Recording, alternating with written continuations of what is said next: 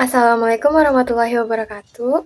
Yang terhormat Ibu Ferawati Fazrin, SPD MPD, selaku dosen mata kuliah Bahasa Indonesia. Di sini saya akan mempresentasikan hasil proposal penelitian saya dengan judul Pengaruh Media Sosial terhadap Cara Berkomunikasi bagi Mahasiswa FISIP Universitas Islam Syekh Yusuf.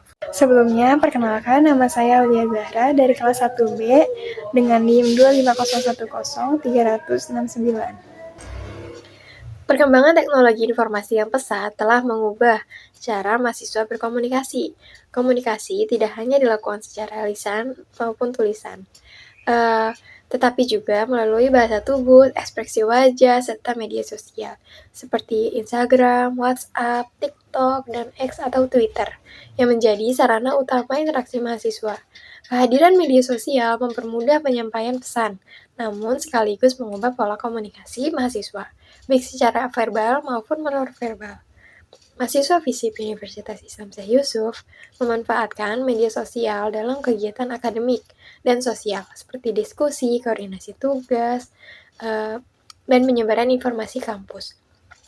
Intensitas penggunaan media sosial mendorong gaya komunikasi yang lebih singkat dan informal, ketergantungan pada emoticon, serta menurunnya interaksi tatap muka. Oleh karena itu, penelitian ini penting dilakukan untuk memahami dampak media sosial terhadap efektivitas berkomunikasi mahasiswa serta sebagai dasar pengembangan literasi digital dan komunikasi yang lebih bijak di lingkungan kampus.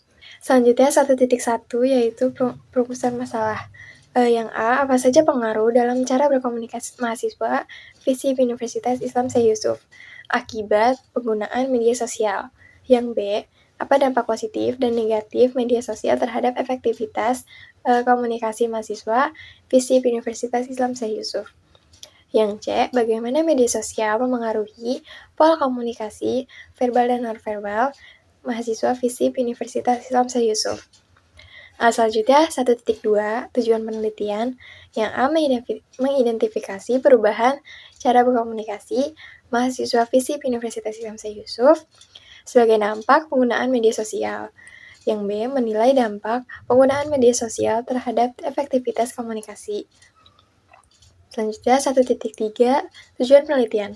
Yang A, mengidentifikasi perubahan cara berkomunikasi mahasiswa FISIP Universitas Islam Syekh Yusuf sebagai dampak penggunaan media sosial. Yang B, menilai dampak penggunaan media sosial terhadap efektivitas komunikasi mahasiswa FISIP Universitas Islam Syekh Yusuf. 1.4 manfaat penelitian. Manfaat dari hasil penelitian yang dilakukan oleh penulis diharapkan sebagai berikut. Yang pertama, manfaat teoritis. Penelitian ini diharapkan dapat memberikan kontribusi pengembangan ilmu komunikasi, khususnya kajian mengenai pengaruh media sosial terhadap cara berkomunikasi mahasiswa. Hasil penelitian ini dapat memperkaya pemahaman teori komunikasi mengenai perubahan pola komunikasi verbal dan verbal di era digital. Yang kedua, manfaat praktis. Secara praktis, penelitian ini diharapkan dapat memberikan manfaat bagi mahasiswa FISIP Universitas Islam Syekh Yusuf dalam meningkatkan kesadaran akan dampak menggunakan media sosial terhadap cara mereka berkomunikasi. Penelitian ini juga dapat menjadi bahan pertimbangan bagi pihak kampus dalam merancang kebijakan atau program literasi digital guna mendukung komunikasi yang lebih efektif dan seimbang antara komunikasi daring dan tatap muka. Landasan teori. Komunikasi adalah proses penyampaian dan penerimaan pesan, informasi, atau gagasan antara individu atau kelompok agar pesan tersebut dapat dipahami. Komunikasi tidak hanya dilakukan melalui kata-kata lisan dan tulisan, tetapi juga melalui bahasa tubuh, ekspresi wajah, serta bentuk nonverbal lainnya. Secara umum, komunikasi merupakan proses berbagi makna dan pengalaman melalui pesan yang diwujudkan dalam simbol-simbol yang dipahami bersama oleh pelaku komunikasi. 2.2 Jenis-jenis komunikasi. Komunikasi ada dua jenis cara penyampaiannya dan jenis pesan yang disampaikan, yaitu yang pertama, cara penyampaiannya. Ada verbal, bentuk proses komunikasi di mana pesannya disampaikan dengan menggunakan kata-kata. Selanjutnya ada nonverbal, bentuk proses komunikasi melalui bahasa tubuh, gerak isyarat, ekspresi wajah, dan kontak mata. Komunikasi ini juga meliputi gestur lainnya seperti intonasi, kualitas suara, dan gaya bicara. Yang kedua, ada jenis pesan, lisan, jenis komunikasi yang terjadi secara langsung dan tidak dibatasi oleh jarak. Selanjutnya tertulis, jenis komunikasi yang disampaikan lewat media tulisan dan dilakukan secara tidak langsung. Biasanya berupa media surat, email, media sosial, teks, spanduk, dan pesan singkat. 2.3 Pengertian media sosial. Media sosial berkembang pesat sejak awal tahun 2000-an, dimulai dari platform seperti Friendster dan MySpace, hingga menjadi bagian penting dalam kehidupan sehari-hari. Sekitar 70% pengguna internet di dunia aktif menggunakan media sosial sebagai sarana berbagi dan bertukar informasi secara cepat melalui internet. Media sosial termasuk bentuk komunikasi melalui media online yang banyak digunakan dalam aktivitas komunikasi nonverbal. Menurut Avandi, tahun 2019 mengatakan, media sosial merupakan media di internet yang memungkinkan pengguna untuk merepresentasikan diri, berinteraksi, berbagi, berkomunikasi, dan bekerja sama secara virtual. Kehadiran media sosial telah mengubah cara masyarakat berkomunikasi, dari berkomunikasi tatap muka menjadi komunikasi melalui pesan dan layanan obrolan. Perubahan membawa dampak signifikan terhadap pola komunikasi dalam kehidupan sehari-hari. 2.3.1 Jenis-jenis media sosial. Dalam jurnal Agustina tahun 2022, Kaplan dan Heinlein mengklasifikasikan media sosial menjadi beberapa jenis, yaitu A. Blog dan mikroblog. Blog berbentuk tulisan tanpa batas karakter, sedangkan mikroblog memiliki batas karakter. Contohnya seperti Facebook dan Twitter.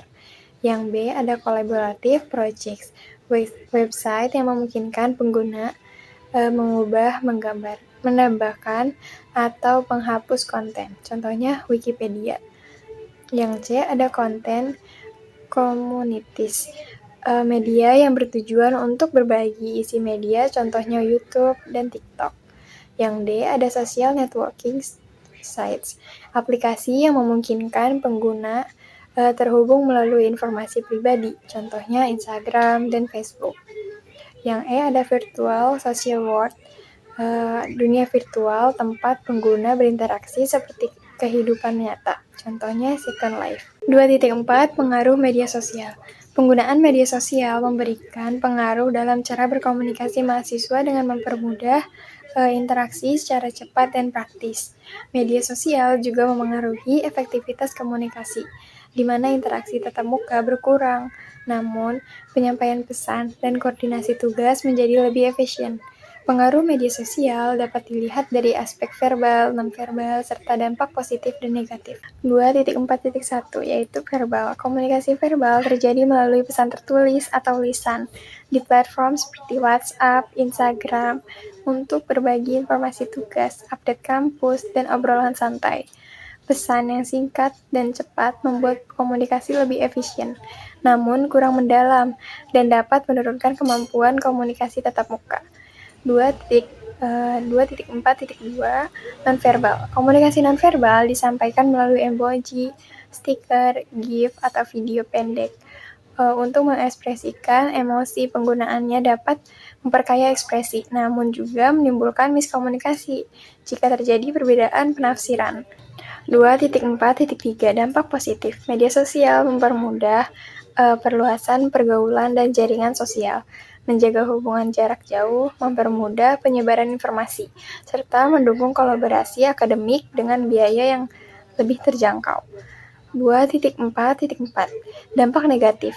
Penggunaan media sosial berlebihan menurunkan interaksi tatap muka, meningkatkan ketergantungan pada internet, menimbulkan resiko privasi, serta memicu konflik akibat kebebasan berpendapat tanpa kontrol. Selanjutnya, metodologi penelitian. 3.1 Jenis penelitian. Jenis penelitian yang digunakan adalah penelitian kuantitatif, yaitu proses menemukan pengetahuan dengan menggunakan data berupa angka sebagai alat analisis untuk menjelaskan fenomena yang diteliti.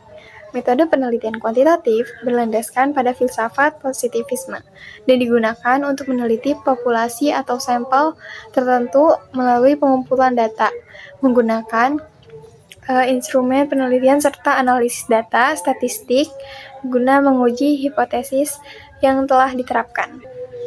Pendekatan kuantitatif menggunakan paradigma post-positivis yang menekankan hubungan sebab akibat, pengukuran variabel, serta pengujian teori melalui strategi penelitian seperti survei dan eksperimen. Oleh karena itu, penelitian kuantitatif menuntut penggunaan angka mulai dari pengumpulan data, penafsiran, hingga penyajian hasil penelitian. 3.1 Sumber data, yaitu data primer. Data primer adalah sebuah informasi utama yang dikumpulkan secara langsung oleh peneliti. Dalam proses penelitian, data ini diperoleh dari sumber asli, yaitu responden atau informasi yang terkait dengan variabel penelitian. Data primer dapat berupa hasil observasi, wawancara, atau pengumpulan data melalui angket. 3.3 Teknik pengumpulan data. Teknik pengumpulan data dalam penelitian ini menggunakan angket kuesioner sebagai instrumen utama untuk memperoleh data mengenal pengaruh media sosial terhadap cara berkomunikasi mahasiswa FISIP Universitas Islam Syekh Yusuf. Angket disusun secara terstruktur dan sistematis berdasarkan variabel penelitian, yaitu penggunaan independen X dan cara berkomunikasi memahami sebagai variabel independen Y, serta diberikan kepada mahasiswa FISIP sebagai responden. Penyebaran angket dilakukan secara daring melalui Google Form untuk memudahkan pengumpulan data dan menyesuaikan dengan karakteristik mahasiswa yang aktif menggunakan media sosial. Kuesioner disajikan dalam bentuk pertanyaan tertutup dengan skala Likert yang mencakup aspek frekuensi penggunaan media sosial, jenis platform, tujuan penggunaan, serta pengaruhnya terhadap cara berkomunikasi mahasiswa. Data yang diperoleh kemudian dianalisis menggunakan pendekatan kuantitatif untuk mengetahui pengaruh media sosial terhadap komunikasi mahasiswa secara objektif dan sistematis. Sekian presentasi hasil proposal penelitian saya. Kurang lebihnya mohon maaf. Wassalamualaikum warahmatullahi wabarakatuh.